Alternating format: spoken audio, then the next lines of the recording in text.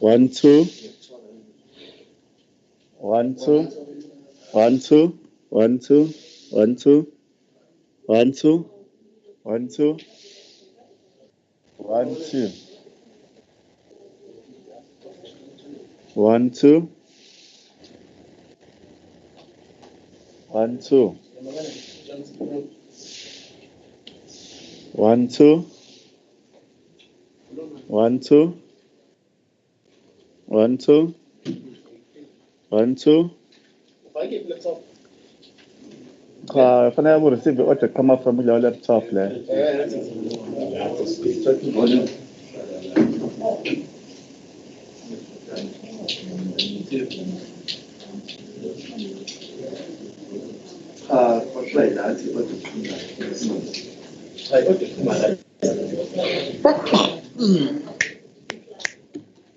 Oh, shut up my phones. One, two, one, two, one, two,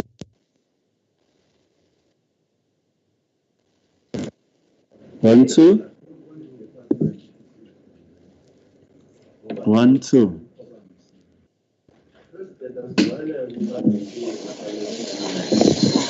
One. Imabane. 2, 1, 2. Yeah, Puma speaking, eh? Yeah, Yeah, sure. this requested. I need the one from participating members coming back here. One, two. One, two, one, two, one, two. Okay.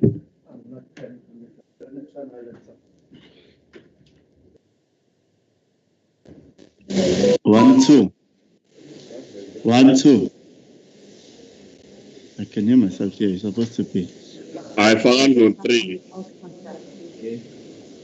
Oh, set to Jack.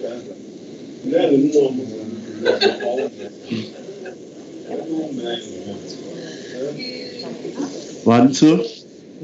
One, two.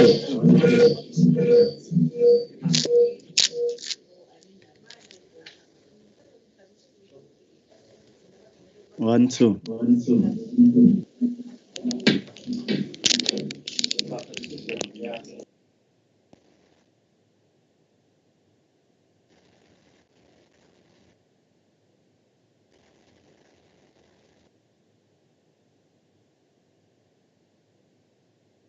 Testing. Testing.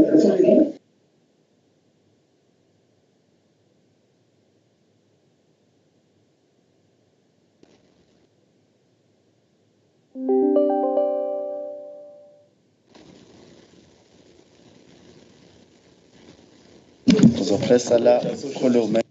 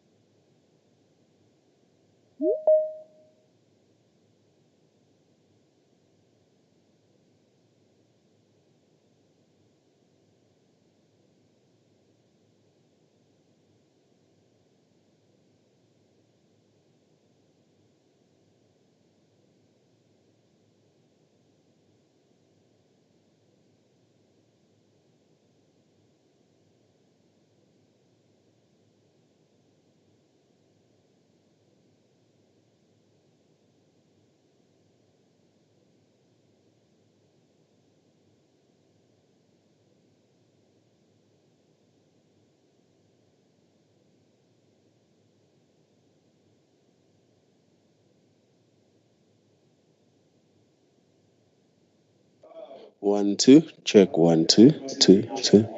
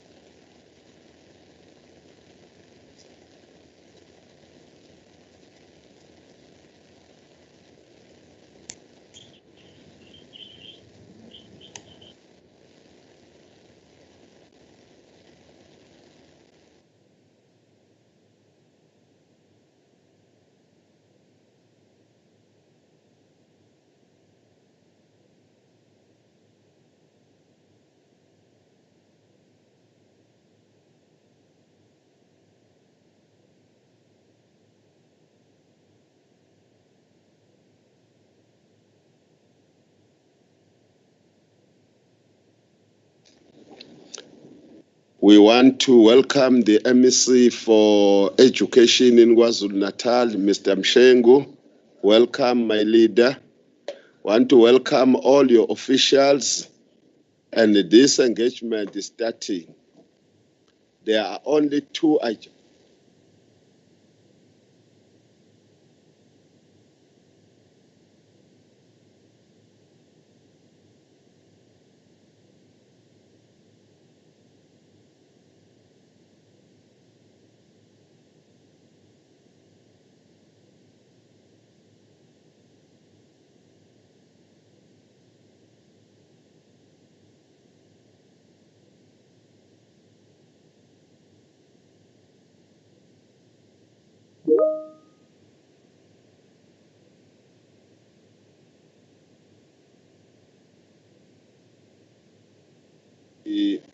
Open to the apologies.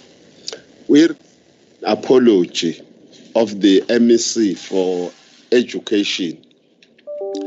He would want to join other engagements.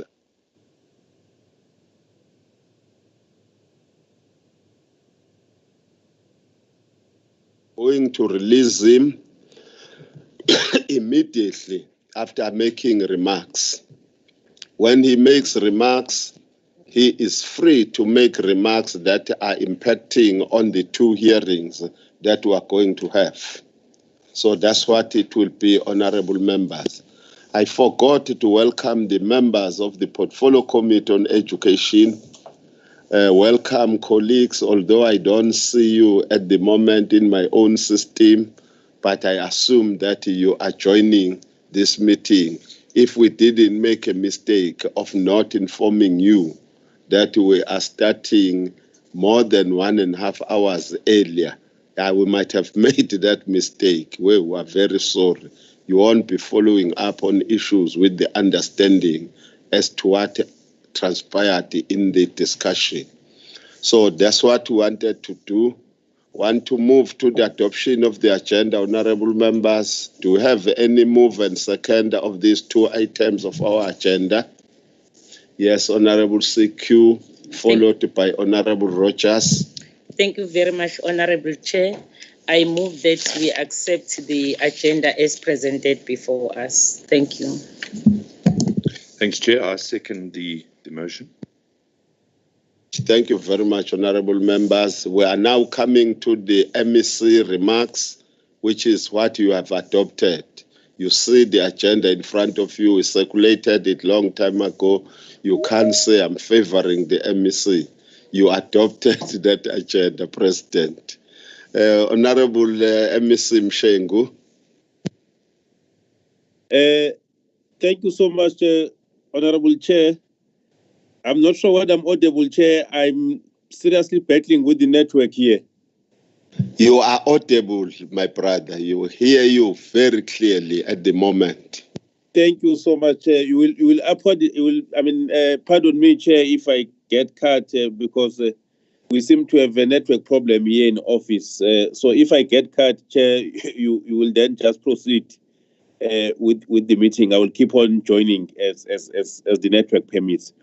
But thank you so much, Chair, and good mornings to all the colleagues, the members of the Finance Committee.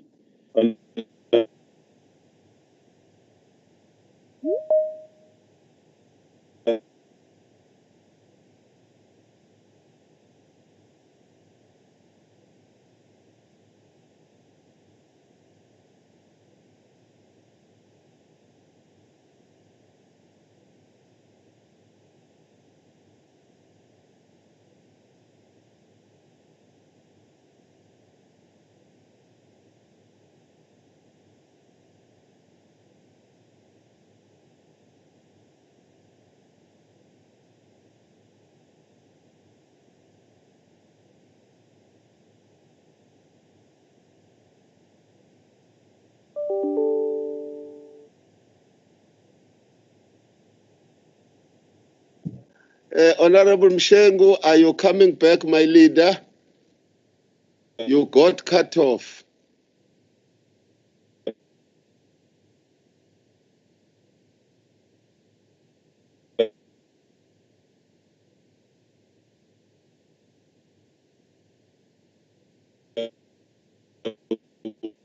Members as well as the colleagues from the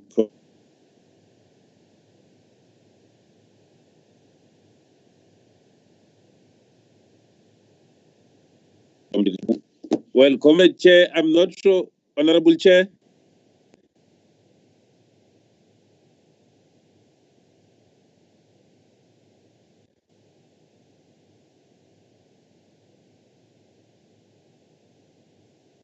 Honorable Joe.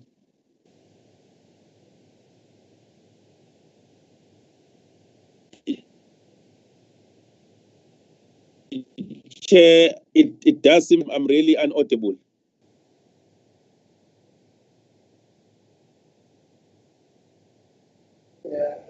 I can hear you, MEC.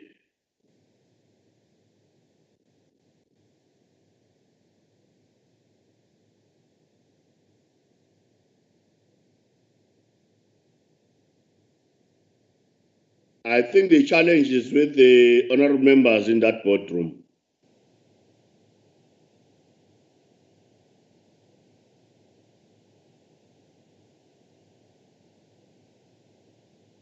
No, I think the challenge might be with the MC's reception because we can hear him on the phone here, but not.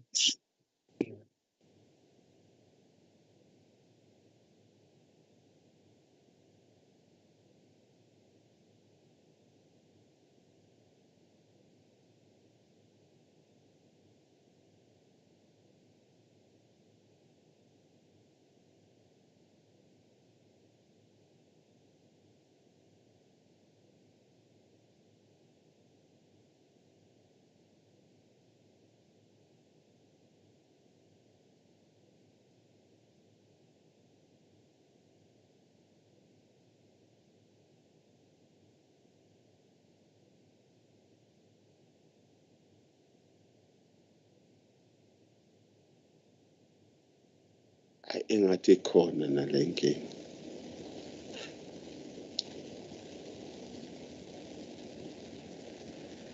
Yini inkinga ngiyisole nala esikhona? Yeah, hleze nathi sine-problem. Yeah, I think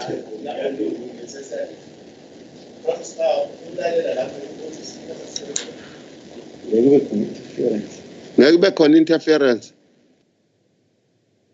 Okay. Yakhuluma. Oh, yes. Thina sisemakhaya siyakuzwa sihlala.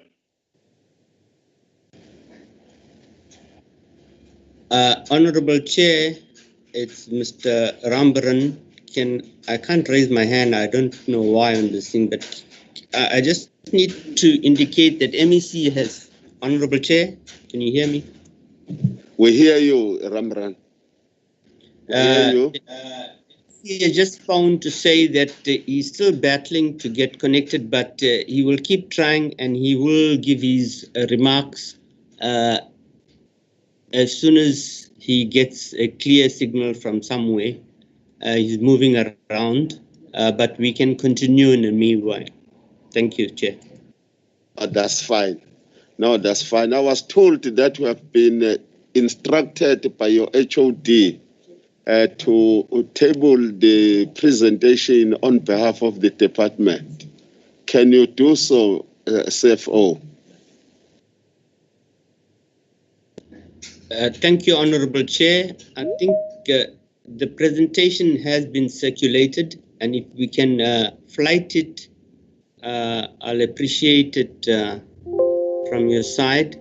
There is a presentation on the closeout report, a high-level PowerPoint presentation, and there is a detailed report also in the pack, Honorable Chair.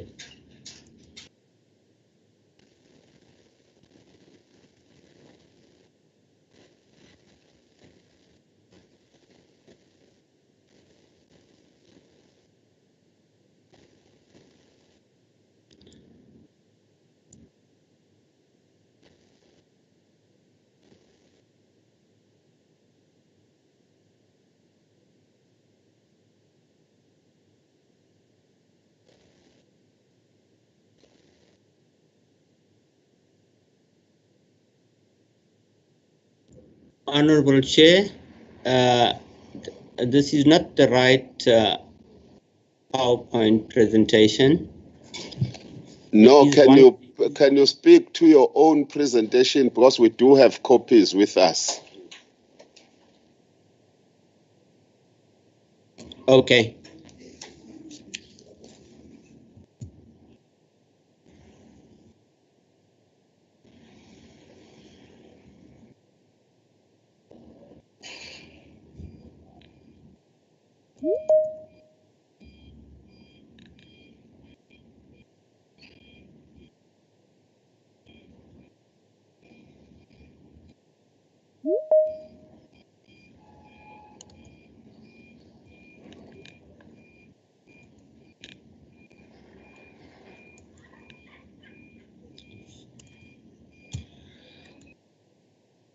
Good morning to Honorable Chair, Honorable members, and colleagues. Honorable Chair, I must just indicate, I must apologize for HOD and MEC. I think HOD did indicate to you that he's also caught up in another critical meeting. In terms of going forward, Chair, I seek your guidance in terms of doing the presentation. The presentation is on the closeout report as at 31st March 2020. It's an unaudited financial report that is being presented to the Finance Portfolio Committee. Chair, in terms of the main appropriation of the department, it was 54.022 billion in 2019-20, and additional funding related to the rollover of 25 million rands was given by Treasury. Included was a school security for 41.1 million, and National eventually gave us 100 million rands for the infrastructure grant. So the total after appropriation was 54.188 billion. That was a net increase of 166 million, Chair. In terms of the expenditure as at the end of March, the expenditure in terms of the unaudited financials was 54.413 billion. This equates to 100.4% against the adjusted budget. The department overspent by 225 million, Honorable Chair, and that is 0.4% of the budget. In terms of Program 1, the expenditure was at 1.969 billion, or at 101.6%. The program was overspent by a net amount of 31.5 million, Honorable Chair.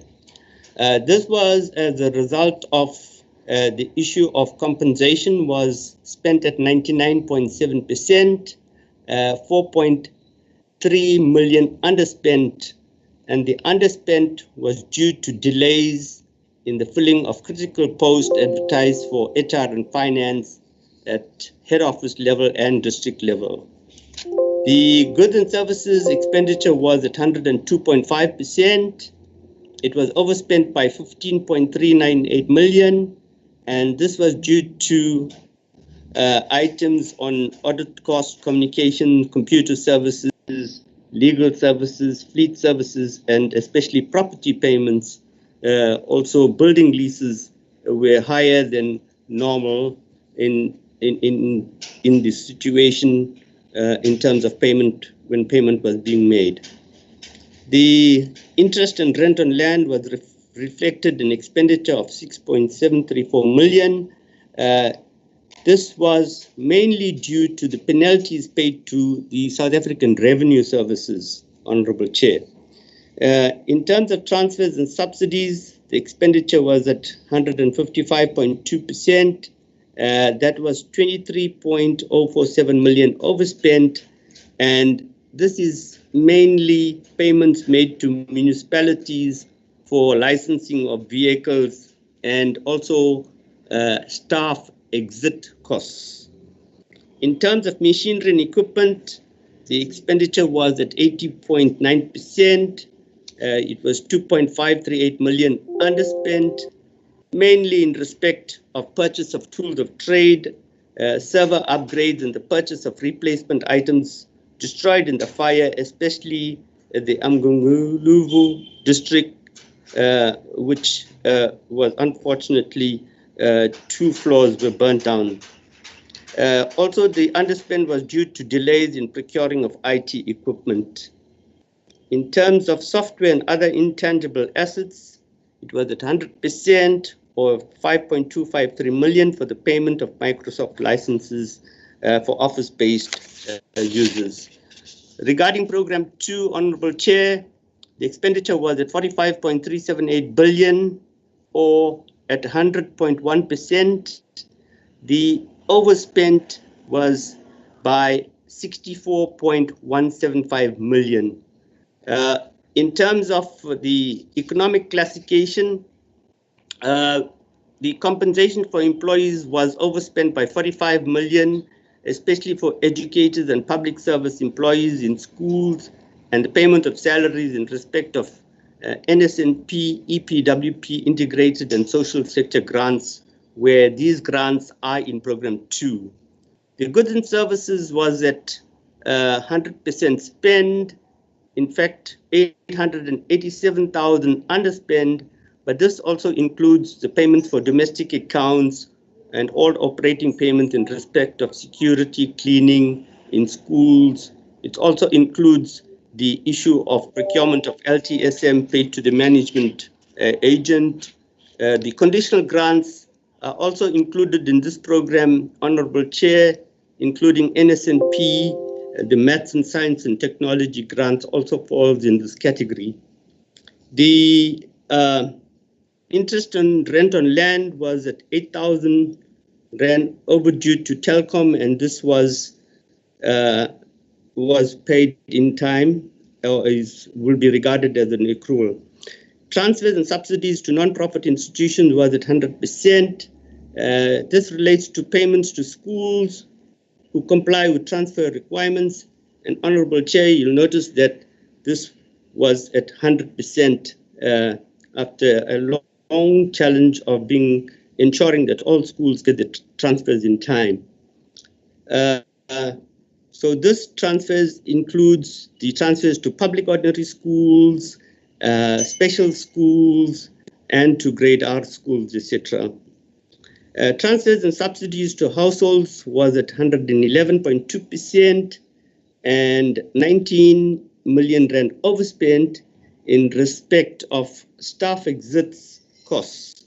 Honorable Chair, you'll notice that I'll keep repeating the issue of staff exits costs where it is overspent, and as explained previously, you cannot project the staff exits costs because these costs come about where those people who are not in the retirement age who resign or retire early during the course of the year, and you cannot project the expenditure for this.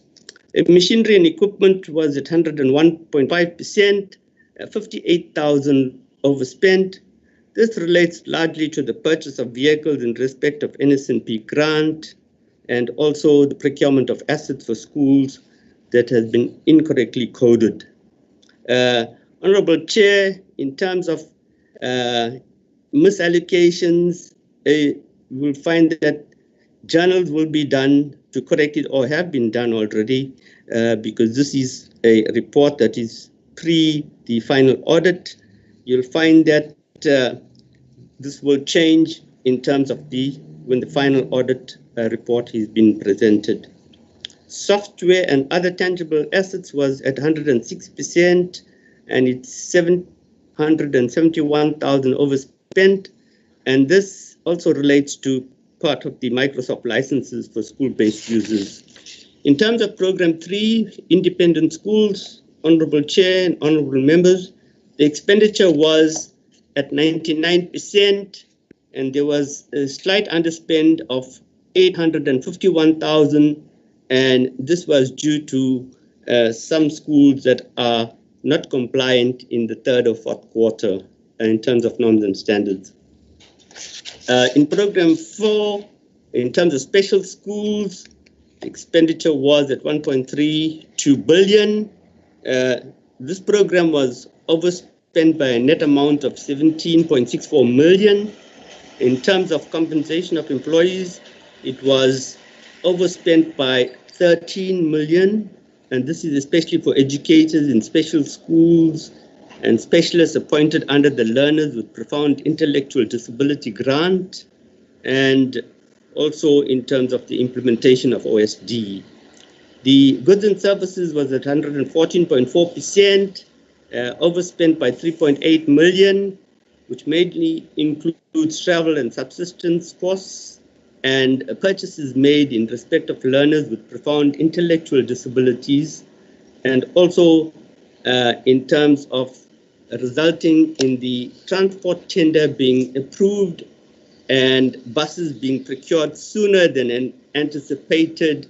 Thus, funds initially that was vied out of machinery and equipment resulted in a 3.8 million Rand unauthorized expenditure in this category. Transfers and subsidies to non-profit institutions was at 100%, just 9,000 Rand overspent. The transfers and subsidies to households was at 107%, 399,000 overspent for staff exit costs. And once again, machinery and equipment was at 98.8%, 140,000 underspent, which includes the purchase of motor vehicles for learners with profound intellectual disability grant and the procurement of buses for special schools, as I indicated previously, Honorable Chair. In terms of Program 5, ECD, the expenditure was at 1.336 billion, almost in terms of these figures, almost 100%, but in terms of compensation of employees, it was 97.8%. There was 26.043 million rand underspent, and this relates to the payment of grade R educators and practitioners. And Honorable Chair, the reason being is that due to the lockdown, these grade R educators unfortunately weren't paid by the 31st of March. They were only paid in April due to the lockdown, where grade R educators are paid based on the supporting documents they produced to the districts, and this was done after permit was received and payments eventually done in April. That's why you'll find that there was a 26.043 million rand underspend in terms of compensation.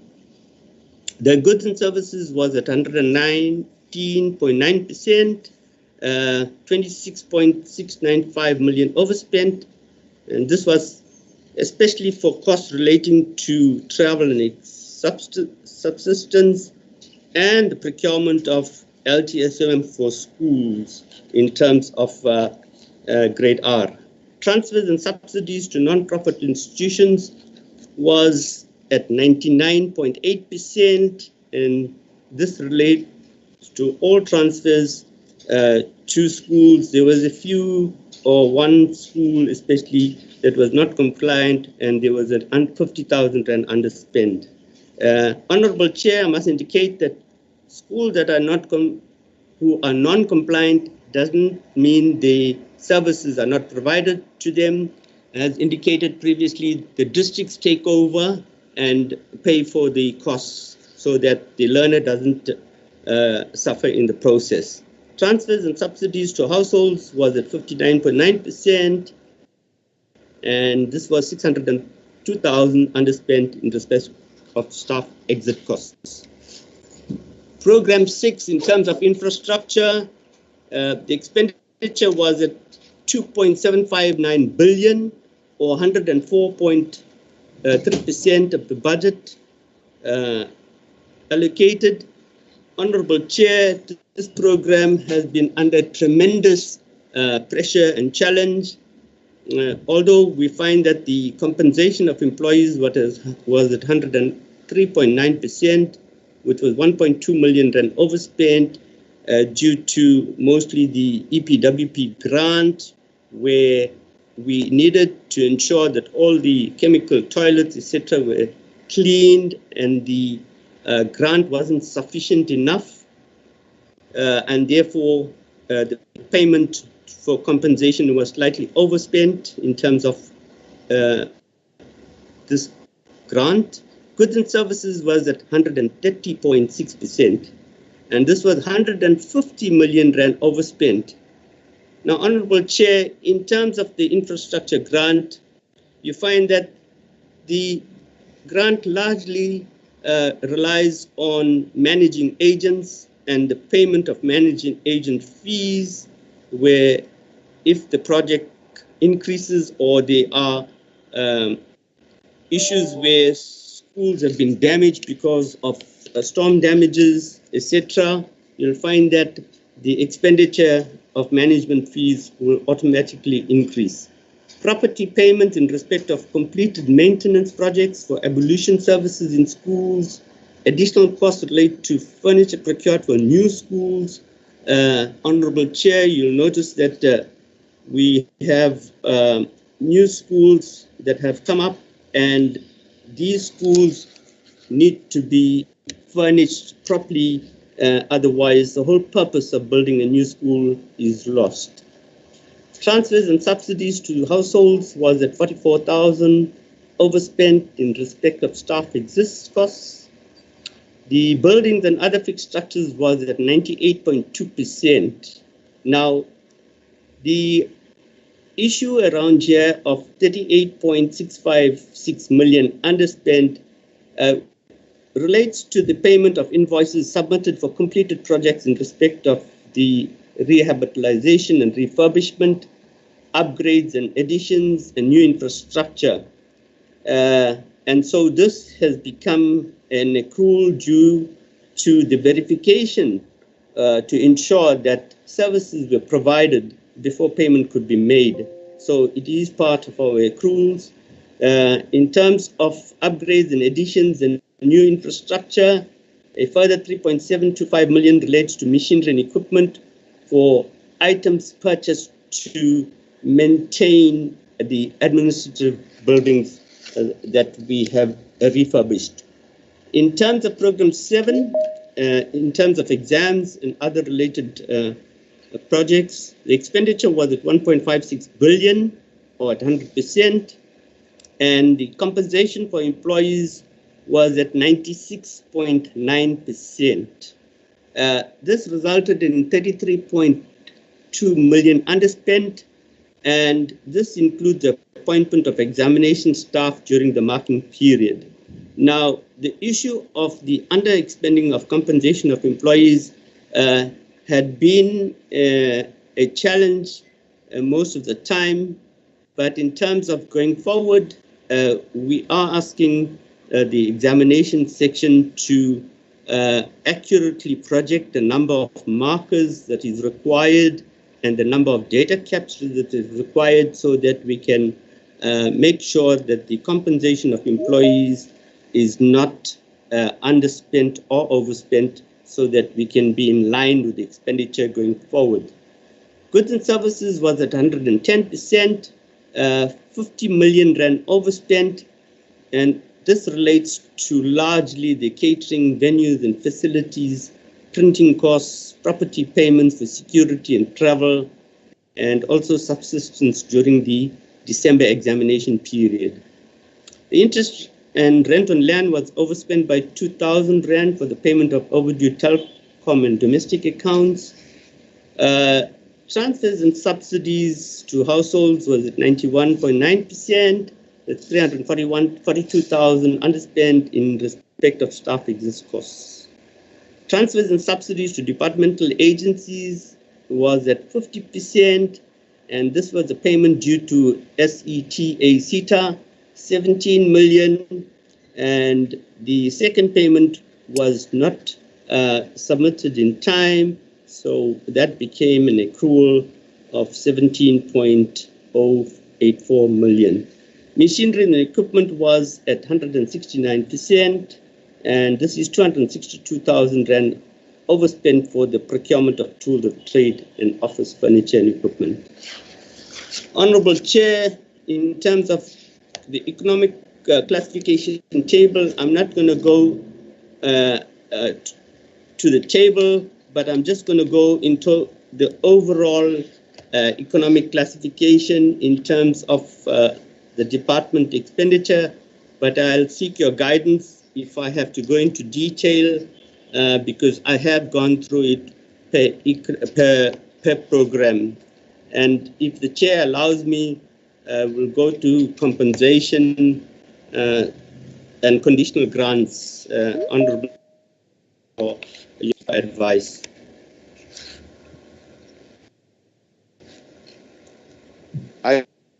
Is necessary, Mr. Lali, anything else, but please, can you open your video, because this is beamed live to the public. I can open my video, Honorable Chair, but just that I'm struggling to read from my presentation, because if I flight it on the screen, I wouldn't be able to maneuver the keys. But nevertheless, I don't know if this is fine. I can do this. Is it fine, Honorable Chair? Because I'm not looking straight at you. I'm looking at my... In terms of compensation for employees, Honorable Chair, thank you.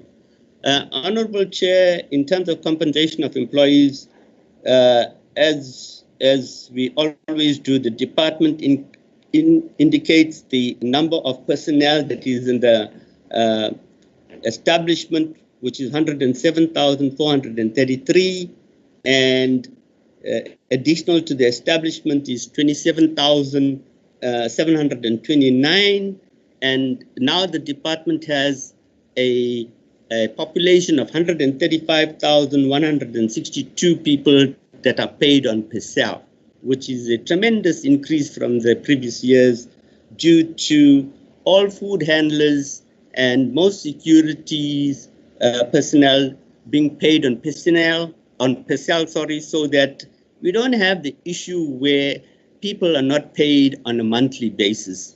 And if it is captured on PESEL, unfortunately, it shows an increase in compensation of employees. So the total budget of 45.543 billion has been allocated for this number of staff, and we find that the amount per month has indicated, as I indicated on the table, shows the spend per month. So the compensation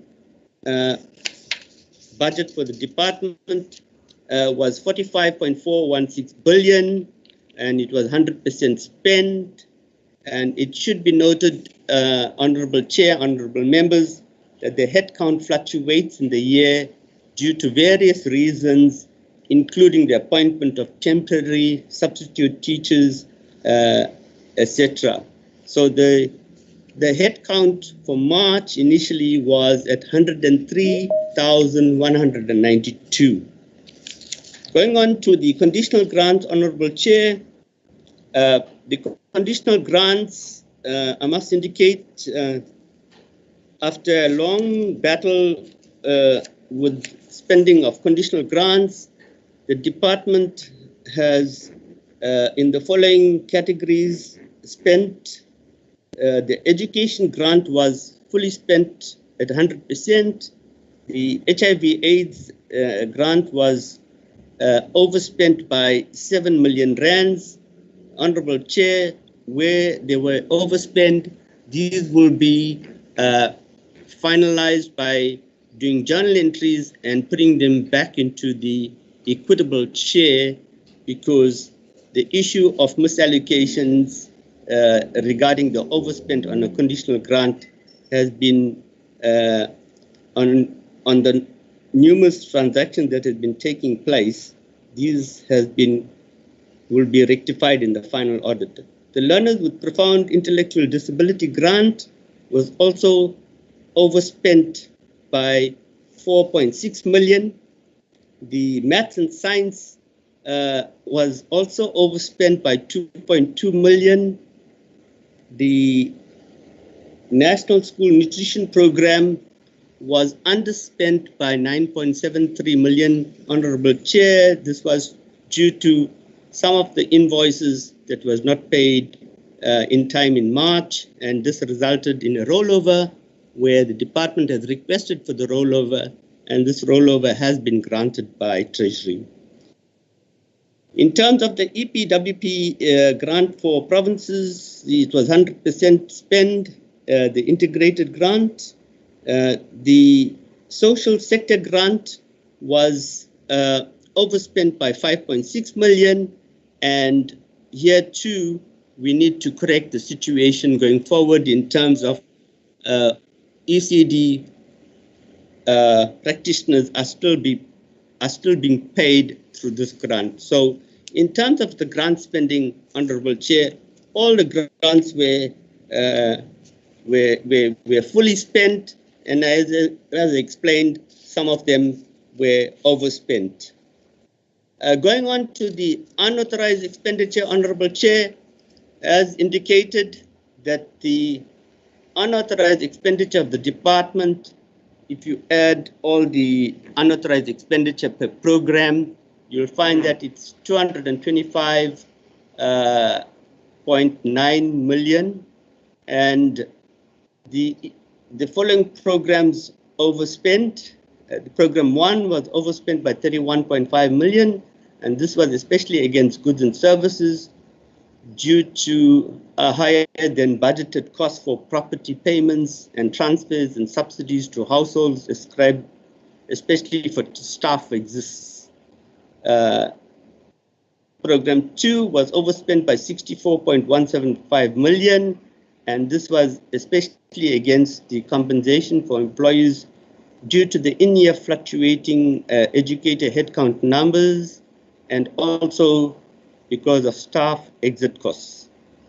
Program 4 was overspent by 17.64 million, and also against compensation of employees due to higher than anticipated costs relating to salaries for specialists who are paid against, and therapists in special schools. Goods and services was overspent due to the higher than anticipated costs against inventory, assets to be distributed to schools with learners with profound intellectual disability grant. As I indicated, Honorable Chair, the disability grant had overspent by, as I indicated previously, by 4.6 million rand, which is in program 4. So that is part of it. And also you'll find that the issue of assets has been overspent in terms of this grant, in terms of procurement of assets for learners with profound disability grant. But this will be just equitable share, and the final audit has been done.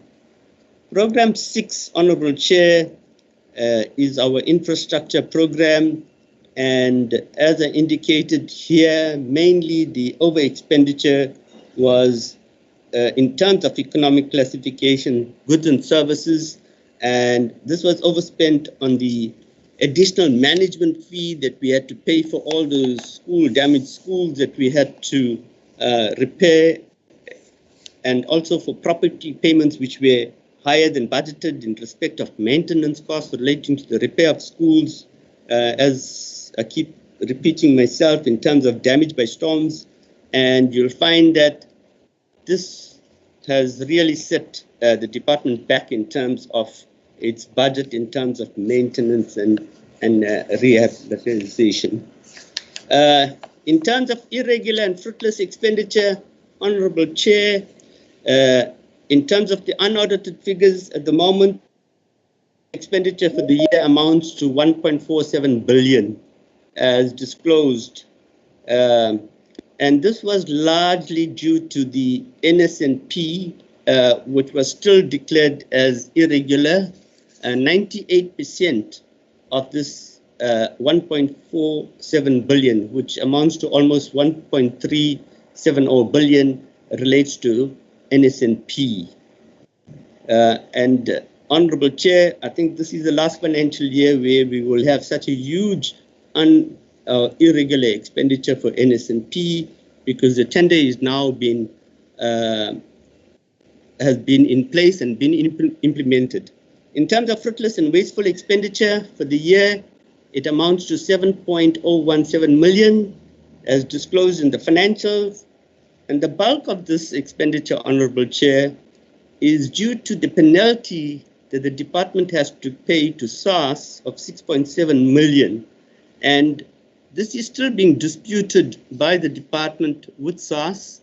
And this expenditure results from the almost 4,000 teachers or substitute teachers that we employ from January, February, March. And the payment of these teachers sometimes are processed in April, and the PESEL system backdates and shows the expenditure in January, February, or March. And the misalignment is due to where the department has to submit his final reconciliation to SARS by 28 February. And we have been arguing with SARS that this is a continuous thing.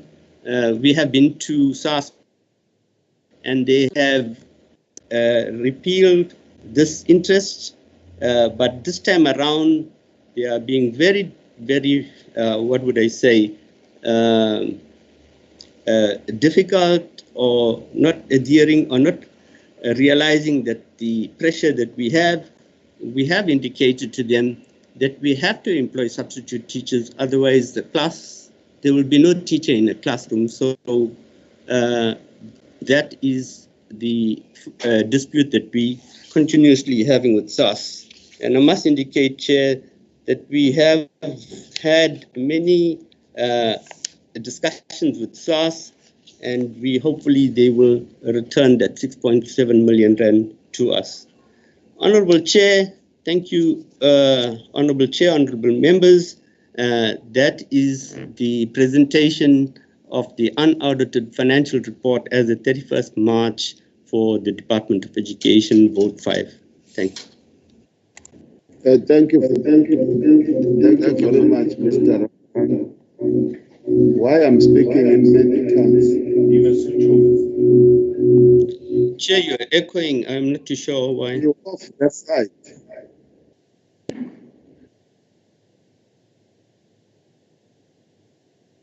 Clear. I hope honorable members won't be tempted to deal with the unauthorized expenditure as well as fruitless and wasteful expenditure, because that is the terrain of the Standing Committee on Public Accounts. We were just fortunate that they decided to declare that to us and whatever.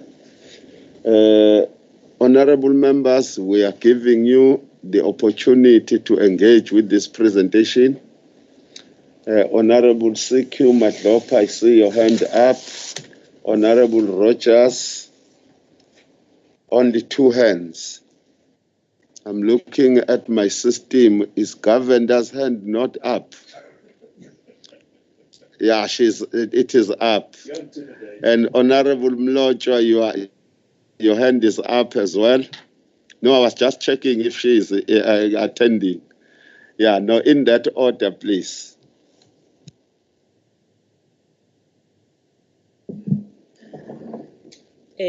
Thank you, Honorable Chair.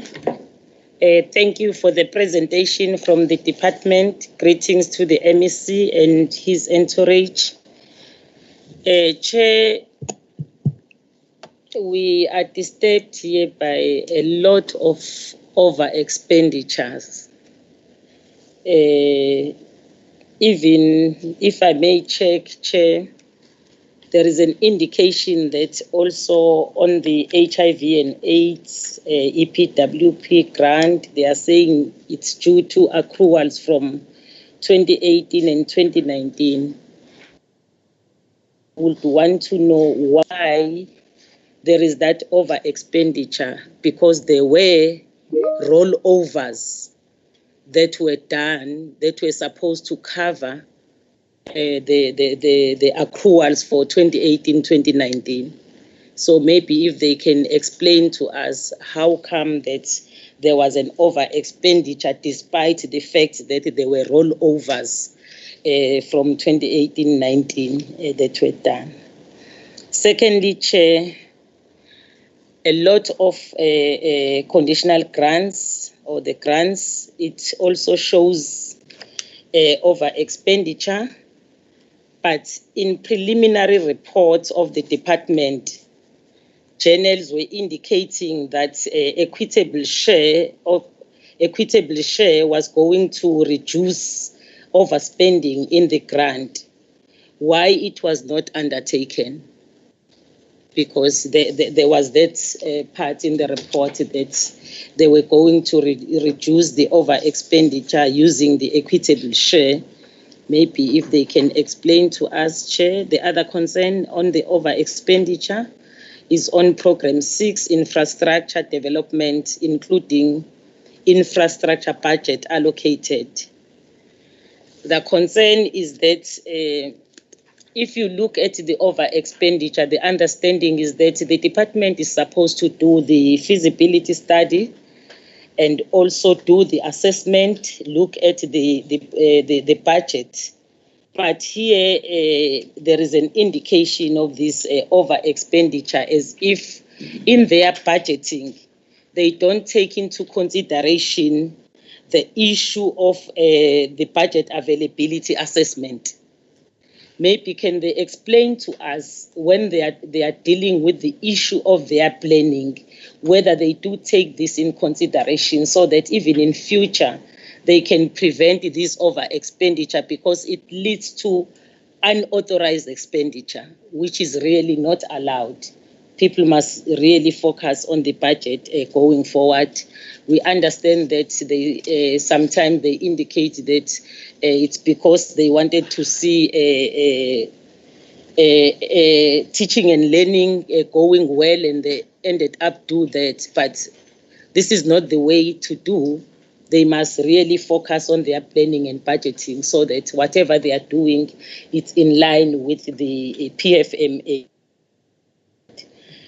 The last one, Chair, is around the issue of the conditional grant. Appropriated funds were underspent, but overall, department overspent. Why department incurred unauthorized expenditure? Can they explain to us to say that when they just go away from what they budgeted for and then just spend without really having funds, and also not adhering to the prescripts of the law? Because if they continue like that, it will cause a problem, Chair. Maybe they can explain that at the moment. Thanks, Honorable Chair. Thanks, Chair. Yeah, I think it's quite important that we look at this closeout in light of what's coming ahead and the fiscal storm that's going to face this province. And if we don't get the little things right when it comes to controlling expenditure, then we're going to find ourselves in a severe crisis. But having said that, Chair, there's a couple of questions I'd like to ask.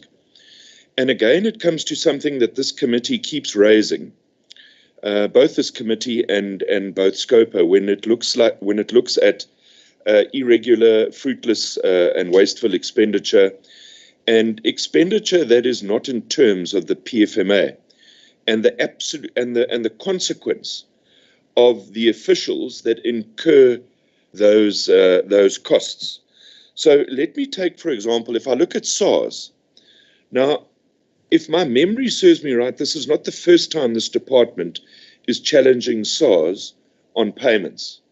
This I think it's the second year, but the CFO or HOD can correct me if I'm wrong. So my question is, why aren't we getting it right? What is the challenge? What is the confusion between the department and between SARS on these payments? And the amount that SARS, or the amount that the department is questioning, when does the department expect SARS to respond either positive or negative to those costs? That's the first one. Then I see that there's penalties and late payments on municipal accounts and telecom accounts. Now, I've said this before in this committee, and I say it again.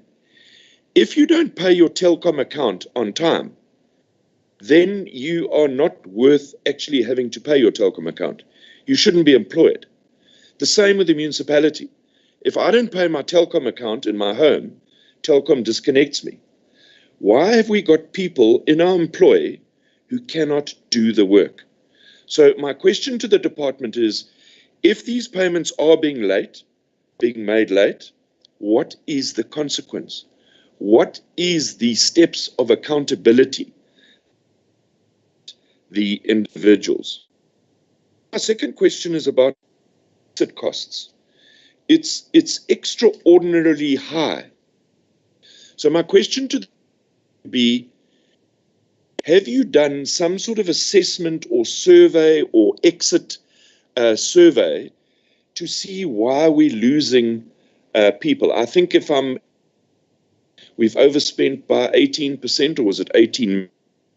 have the figures in front of me, but what is the reason that people are leaving the department? Are they leaving the department and then going to work for another provincial department? What exactly is the reason? Travel and subsistence is another one, Chairperson. Travel and subsistence is something that should be managed and should be controlled. Now, if we budget for S&T and we overspend on S&T, it means that there's no control and there's no management of the system. Also, almost a month out of the entire financial year would have been taken out of that budget. So S&T should in fact have reduced. We've noticed in various other departments, because of COVID and the lockdown starting early in March, there's been a substantial reduction in S&T, and it worries me why the Department of Education is going against the trends. The 150 million on managing agent fees, it's something I'm going to raise in SCOPA, Chair, because it worries me that it's something that's beyond our control, and exactly how we put the systems in place to do these repairs, because my understanding is it's only repairs on ablution blocks that have been damaged during storms. But perhaps the CFO, the HRD, could give me some better understanding there. I note that the CETA skills development levy, only 50% has been utilized. I'd like to know why. At the end of the day, that should be one of the main reasons we have departments, is to create capacity and to upskill people in the province. And then I see an old challenge reoccurring, Chairperson. The fluctuating headcounts. We've been down this road before, and we got it right, and now it seems we're regressing. So I'd like some understanding about why are we going backwards when it comes to the fluctuating headcounts. Thank you, Chair. Honorable Governor. Thanks, Chairperson. Chairperson, I want to raise a couple of matters, some of which have been covered, but my concern is around the issue of school security. Now, as you know, Chairperson, this is a major issue in many of our schools where, there have been deaths and attacks on learners and educators and the like. And there was additional funding that had been provided so that the department could employ school volunteers. And there was quite a few public pronouncements about this. And they said that they were going to have a 3-phase approach to security. And the department had appointed 1,500 volunteers. However, what we find is that although the department overspent its vote as a whole, right, the funds for school security were not spent. They were underspent. I won't say they were not spent. They were actually underspent. So this is an issue, because you have funds that have been additional funds provided for a specific purpose, but you don't utilize those funds. It's a problem, Chairperson, because you know as well as I do the trap that we fall into as a province, where our conditional grants get reduced because of underspending. Then, with these budget cuts, we were told very clearly by national and provincial treasury, cuts will be effected when there is under expenditure, in the areas of under expenditure.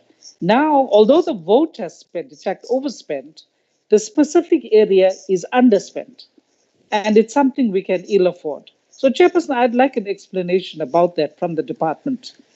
Then the second matter that I want to raise, Chairperson, is in line with what colleagues have been raising about, unpaid accounts. But my concern is unpaid suppliers. In the tough financial situation that we are in, we can ill afford to have service providers who have to stand in line, waiting to be paid for by the department. And if the department is not complying to its 30 days, the regulated 30-day payment period, then we need explanations about that. Also, Chairperson, I want to raise the matter about accruals. Every year when we meet this department, we hear about accruals, and then they get carried over into the next financial year, and the department has to eat into that budget to pay. But in this case, the department actually received rollovers. So why was there overspending? If there were rollovers for these accruals, you ought not to have overspent because you've now been allowed to carry over funds that you didn't spend into the new year. So I'd like an explanation about that, um, because I think that this is also indicative, perhaps, of robbing Peter to pay Paul and all of that stuff, and really it doesn't work. And previous year commitments had been covered by way of the rollovers. Then, Chairperson, we are told that items such as communication costs, learning and teaching materials, consultants, business advisory services, and other things were overspent. And we are told that these were higher than budgeted for costs. But the thing is that a budget was prepared. These items were identified. Why has there been over expenditure on them? Why have you not, as a department, catered for the correct costs? It concerns me, Chairperson, because this is now indicative of a department that's not standing on solid ground. I mean, the reason you prepare your budget, the reason you have your APP to accompany it, is that you've costed things. And you've also worked out that this is how your service delivery is going to take place. My last matter, Chairperson, is on property payments. We've heard the story about the department having to pay the domestic accounts of schools, electricity, water service charges.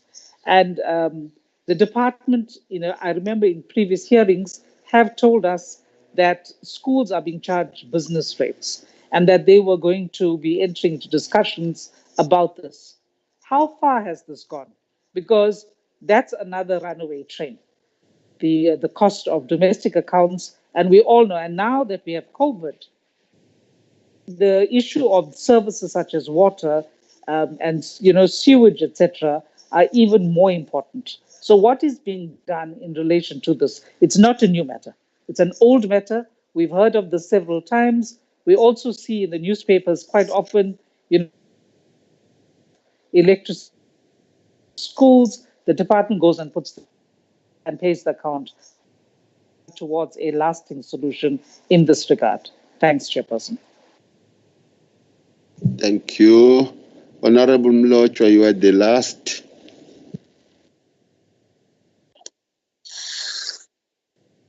No, thank you, Chair. Chair, I think my colleagues have covered me with regards to the questions that I was going to ask, but I'll comment now with regards to irregular and fruitless expenditure that the department is used to undertake. So maybe because the question have already been asked, the department must elaborate on that because they are keep on doing one and the very same thing. And this over expenditure as well.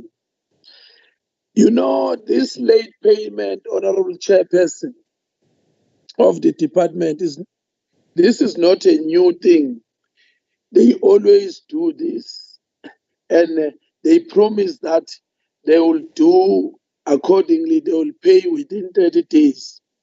If Telkom and Eskom is not paid within 30 days, it means that the department is failing to execute its mandate because there are people who are employed to do this. Why do I keep on paying these people who are failing to execute their job? So, but all in all, Chairperson, my colleagues have covered me with the question they've asked. Thank you.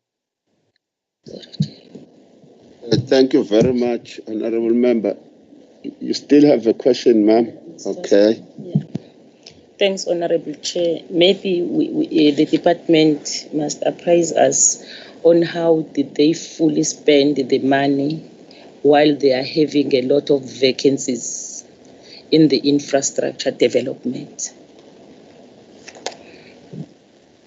Mr. Lal and your team, can you respond?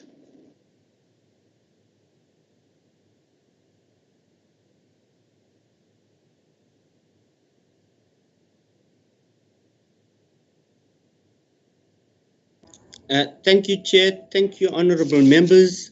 Honorable Chair, I would first, if MEC is back in a meeting or HOD, I would first, in terms of protocol, would allow them to say anything first before I try to answer most of the questions, because I'm trying to see if my colleagues from HR and IDS and infrastructure in the meeting. I'm not too sure. Let me start with the issue of the conditional grants being overspent, although we have been given rollovers. Madam, in terms, Honorable Ma'am, the issue of the journal entries, this is an unaudited financial presentation. Now, all the over expenditure in terms of conditional grant are or have been journalized to the equitable share. So in the final audited report, you will see that all these conditional grants will be 100% spent, and they will be not showing any kind of over expenditure because it will be journalized to the equitable share. In terms of the budget assessment, especially for infrastructure, Honorable Madam, you are absolutely right that these needs to be properly assessed and properly projected in terms of ensuring that the budget is not overspent. But unfortunately, I could allow my colleague from infrastructure, if she's in, to explain the challenges that we have, especially when it comes to infrastructure, where you do try to budget for emergencies and storm damages, but you'll find that this sometimes is unpredictable, and it goes beyond the issue of what is budgeted for, and it puts the department under tremendous pressure in order to make sure that it's spent within the budget. The issue of the appropriated special funding that's given for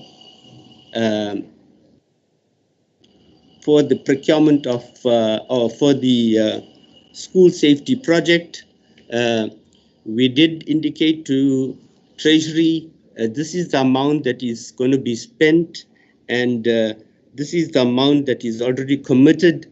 So there was a response sent to Treasury in terms of how the department has spent the special funds of 41 million, but if Treasury would require that certain amount of the money has to be surrendered in our final audit process, we have to surrender that money back to Treasury if it was unused for the purpose that it was given for. And that negotiation is still going on with Treasury at this moment in time. And once we get a response from Treasury, we will definitely have to surrender that money because it wasn't used for the purpose it was intended for. So I think that also answers the honorable members who have asked the question on the school security. In terms of accruals, Honorable Madam, the issue of accruals is an ongoing challenge in the department. Now, in terms of the accruals being reimbursed, it's only accruals for conditional grants that is reimbursed. But you'll always find a department as huge as this will always have accruals at the end of the financial year because most of the March invoices would not have been paid. And comparatively, Honorable Chair and honorable members, that the accruals of the department together with the payable have come down tremendously over the years. I must indicate the unaudited accruals for last financial year 1920 was 284 million, together with a payable of 75 million, which amounted to 359 million. But if you look at it realistically, the department's March invoices always hovers around the 300 million rand mark in terms of accruals, although only conditional grants have been paid. But nevertheless, we will adhere to the Honorable Ma'am's advice to ensure that the accruals are always brought down. In terms of the expenditure regarding municipalities, there has been discussions, ongoing discussions with COPTA and discussions with the municipalities in order to charge a nominal rate for school domestic accounts. We had a number of meetings, Honorable Chair, but we'll find that the municipalities has not yet responded in terms of, we also had MEC intervening, but still the cost of domestic accounts still remains the same as the commercial rates. In terms of, Madam Governor, in terms of property payments, I must agree with you that these things have to have, going forward, a projected escalation costs, and we need to ensure that we spend within budget. And also in terms of the issue around the irregular and fruitless expenditure regarding the dispute, ongoing dispute with SARS, I think, Honorable Chair, in terms of that, this is the first financial year where SARS has physically taken the money out of the bank account. The department didn't even pay that amount. What SARS does, it automatically takes the amount from your bank account, and that has been a real shock to us because of all these years of negotiating with SARS. But I guess the explanation I'm going to give, I'm not too sure if it is going to be any reprieve for Honorable Rogers, but the issue here is that the department does his tax reconciliation as the 28th February. And at that time, you'll find that there are a number of substitute teachers have not been captured on the PESEL system. Now, when you do your reconciliation and provide it to SARS, SARS does its own reconciliation in after the financial year ends. It'll do it in May, and it goes back to PESEL. And when it goes back to PESEL, at that time, PESEL has a 3-month open window period. And if you pay anyone that has been appointed in January, February, March, and if you pay them in April, although you pay them in April, the PESEL system goes and backdates and changes the figure of the compensation expenditure for that 3 months. And when SARS does an audit, it says you haven't paid the tax for these 4,000 substitute teachers, and now we are going to charge you a penalty. And that's what we always go to SARS and explain them how the department works. And they sit at the board meeting and they give us a reprieve in terms of that. But as I explained that this year they were very difficult, and we are still working with them. They have also been doing an audit on the department in terms of SARS payments, and there are a bit of complications that we have experienced with them, but nevertheless, Honorable Rogers, this is only the first year. I think I have explained this in EPC meeting where I think that some honorable member asked why did we pay so much to SARS for a penalty.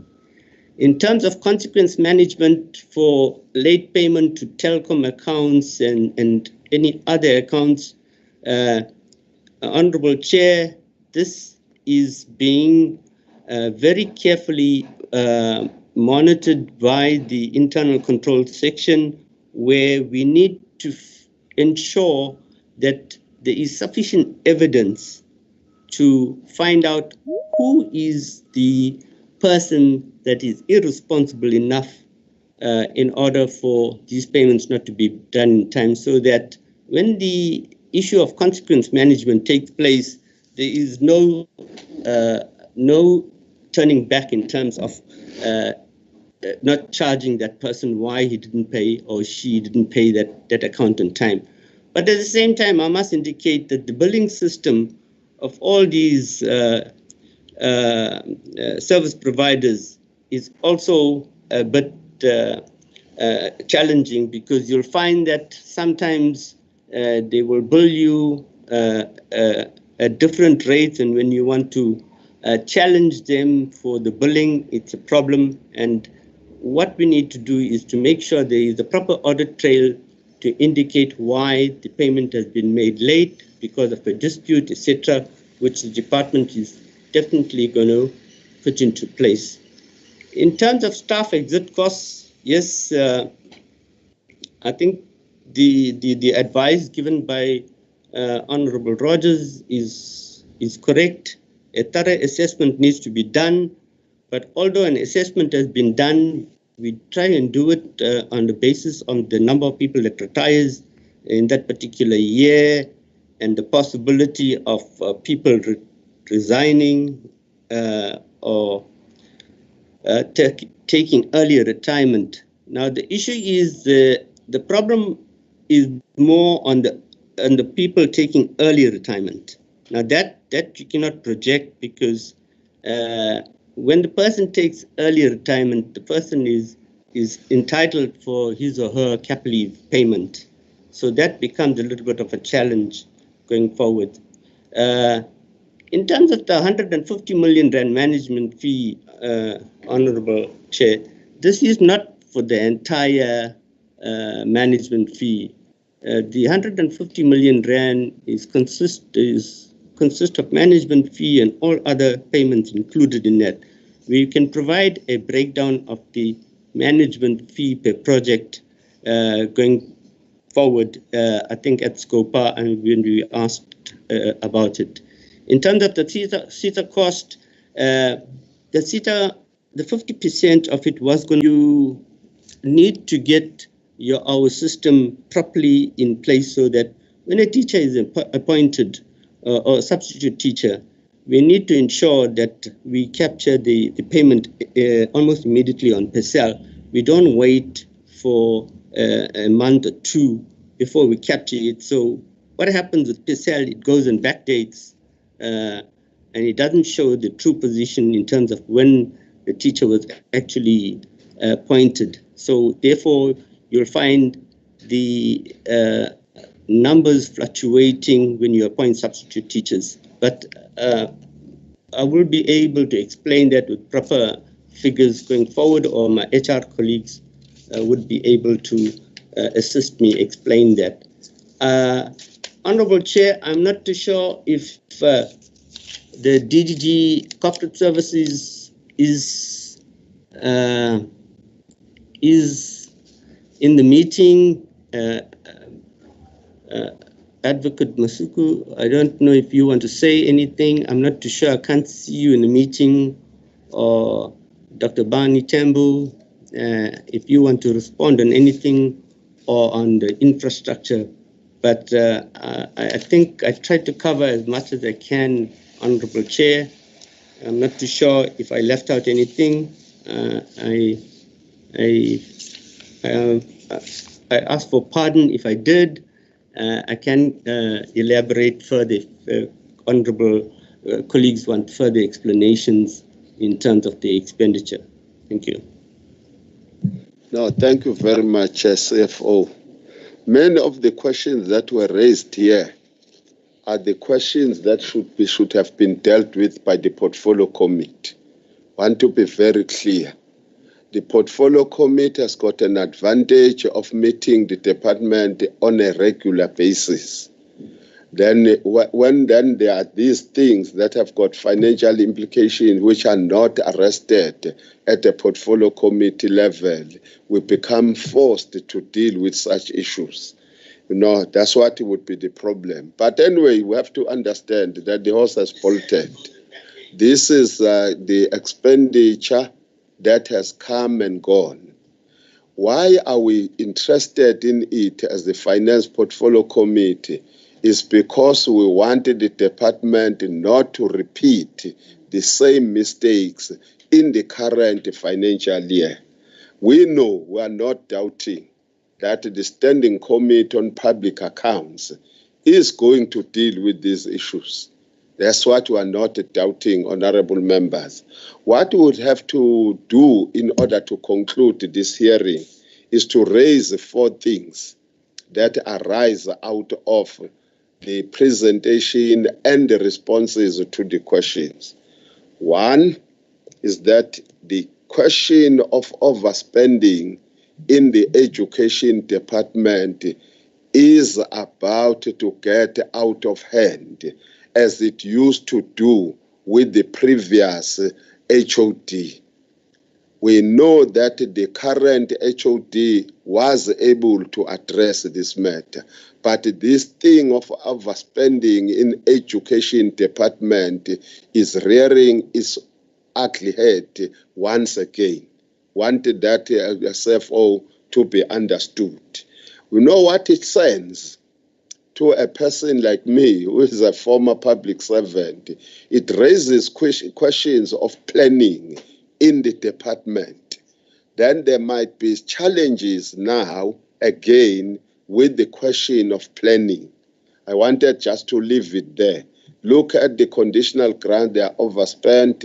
Look at the equitable share, they are overspent. You look at the ring fence monies, grossly underspent, and all the stuff. But I will comment on that one when I come there. That's the first thing that we request our department to address. Then there are other spending that are creating problems for us, which indicate that there is no management thereof, is around the telecom bill, as Honorable Rogers indicated. You tried your best to deal with the SARS one and all the stuff. I hope we are going to address that one. But for us to spend the money in the form of penalties arising out of overdue accounts, it tells us that we are going back. We once have this problem. I thought the problem had been resolved in government. To be honest, it's happening for the first time when I'm closely monitoring this, that we are now paying the penalties for overdue telecom accounts. There were systems that were put in place that addressed that matter. I remember in the Department of Health, and then we got addressed. But now in education is coming back, which means that someone responsible for managing those accounts is not doing what is supposed to do. All of us have got these accounts. But you know what you do when you don't get the statement? You follow up, because you know failure to do so, you are going to attract the penalty. I talk about the Metro of eThekwini where I've got my house. When you are having your account not honored, you pay 15% of the debt. So there's no one then who would want to do so. I don't receive my accounts, but I just phone. That's why I have linked the Metro account. And then I go to my bank when I get the statement. When I don't, I phone them. Can you check my account? And then I pay so that I avoid the 15% interest. These are the monies of our people, and they must be spent carefully, CFO. I think you understand that part which needs address on our part. Then I think we have done exceptionally well in the question of grant spending. But where the problem arises is that you spend as if it is unlimited. You know, when you overspend all grants, is a problem. It's a major problem. It's a major problem because you affect other areas. The money that I'm going to talk about at the moment might have been spent in order to deal with the overspending in the conditional grants. But really, I appreciate that. Unlike the former HOD of Treasury, Magagula used to say, I prefer, Mr. Nkosi, someone who overspends because services will go to our people than someone who underspends, worse on conditional grants, because it will go back to the National Treasury. You know how we fought you last year in the midterm around the MST and whatever, but it's quite encouraging that you ended up spending it so well as you did, although you overspent. The last area that we would want you to focus on is this category of specifically and exclusively appropriated funds, which need to be upped. You spent around 60% instead of 100%. You know what it tells us as the Finance Portfolio Committee is that you use these monies, which in terms of the law, you are not supposed to. Because when we pass the money bills, we are specific on this ring fence monies and all the stuff. We are requesting that you deal with that part and address it, my brother. I think, but generally speaking, you are doing a fairly well. But the question of overspending is running out of control. We are coming to the midterm spending, you know. We are going to hear a scary part and all the stuff. But personally, I don't become scared, you know, because I will just check if there is any position somewhere and then whether you have got a turnaround in that particular area. That's what we want. But there are two things that will compel you to spend within the budget this time around. We understand this unauthorized expenditure of 225 point something million, but I know Scopa is going to crucify you for that. But generally speaking, the Department of Education is doing fairly well, generally speaking, except the new trends that we are observing, which we had stamped out as a province. So thank you very much, CFO and your team. Oh, no, I'm told that there are follow-ups. No, I will allow follow-ups. Thanks, Chair. Just one very quick follow-up on the SARS penalties. Now it seems to be that there's pay-as-you-earn being deducted from the substitute teachers. So my question is just on clarity. So is the pay-as-you-earn being deducted and being paid late, or have we not yet deducted the pay-as-you-earn and SARS is now calculating that and charging us penalty? If I could just get clarity there. Thanks, Chair. That is a specific question, very simple. Unlike before, it got clouded in a number of issues and whatever. Can you respond, the CFO, to that question, my bro? Yeah, no, thank you, Honorable Chair, Honorable Rogers. SARS regards the payment of these substitutes pay-as-you-earn. They regard it as late. But we are indicating that at that moment in time, when we do the recon, the substitute teacher has not been captured onto PESEL. So when they do the reconciliation, it is captured. We did indicate that we can pay an advance on these 4,000 substitutes, but SARS refused because it's an ongoing problem that we have to find a solution to, because it's going to happen every year in terms of the reconciliation. But I guess we will find a solution, and they are amicable to the way the department works, because they did not understand how the PESEL system works and how the appointment of teachers or substitute teachers are being done. So there is a positive outcome should be favorable in our favor going forward. So that's what it boils down to, Honorable Chair, Honorable Rogers. No, he is happy.